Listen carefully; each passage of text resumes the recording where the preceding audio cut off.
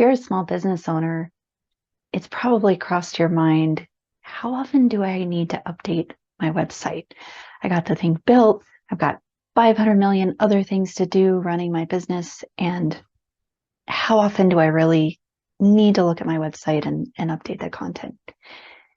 That's a great question, one we're going to talk about today. Hey, I'm Appy of iCode Happy. I'm a website advisor, and I like to help small business owners make sure that they are getting full use of their website, that it is working for them and for their business. So let's dive in and talk about how often do you have to update your website? Well, first of all, let's talk about two different things about checking on your website for functionality, making sure everything is working well, and updating your website, making sure that the content is current and relevant and there aren't interesting little things like sale, except that the sale was a few months ago. Yeah, we've all done that. We've all caught it on other websites. I know I have. I see it frequently. And yes, I've done it too. So you're not alone. But how do we keep those things from happening? So let's first talk about checking for functionality, because that one's a little easier to answer, a little bit less it depends, which is my favorite answer for most things, because usually it depends. But for website functionality, it still does depend a little bit. If you have more of what I will call a static website, where you have content, information that's available on your website, but there's not much that's interactive, maybe some links, maybe some buttons, maybe a content form, you don't have a lot that can go wrong. It's still a good idea to take a look at it to make sure the buttons work, the contact form works. But if something breaks, it's not as big of a deal, and not like, say, an online store. So once a month, maybe a little more often, it's a good idea to get on and take a look and make sure that all of those functions, those interactions are still working. People can use them to interact with you.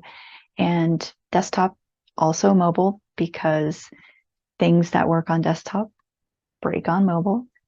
Just the rule. I didn't make it, but it happens. And so it's a good idea to take a peek, make sure that everything's still working.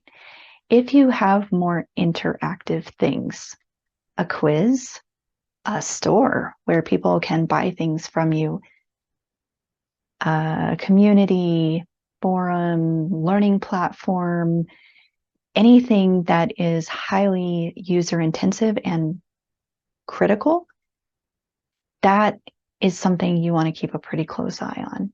That is something you're going to be, maybe you're not testing the functionality every day. That's a little much.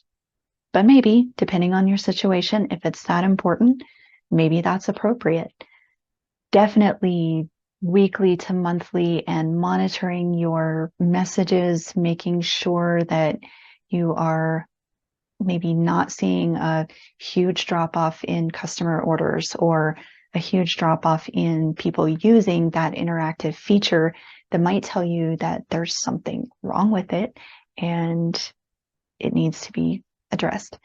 So when we're talking about that piece about, and I'm not even sure what you call that, but testing your website for functionality, less of updating content and more of making sure everything works, that is something that, depending on, like I said, the interactivity of your website and how critical it is that those features continue to work, definitely should inform your system and your cadence for checking on those features. And if there's any automation that you can do to help you out with those things, I'm all for it. Definitely here for that. What are those things? Well, you have things that can tell you if anything on your website moves, like it looks at a visual image of your website, and it can tell if there's anything that shifts, and it'll notify you.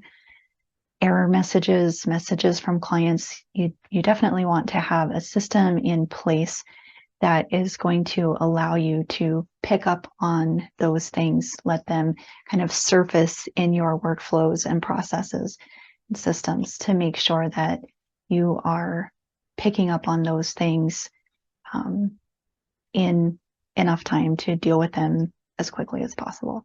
So that's part one of how often to update your website. In part two, we'll talk about the updates and how often to update your website as opposed to maintain. I've decided that's a good word, to maintain your site and check on its functionality, make sure everything's working well. So you're welcome to come back for part two, and we'll talk about how often to update your content on your website. In the meantime, if you would like to keep going, I have a freebie for you. You can print it off and check off things for your own website. And this is the quick reference guide for how often to check on your website, the functionality, things that might be warning signs, and make sure that everything is working well.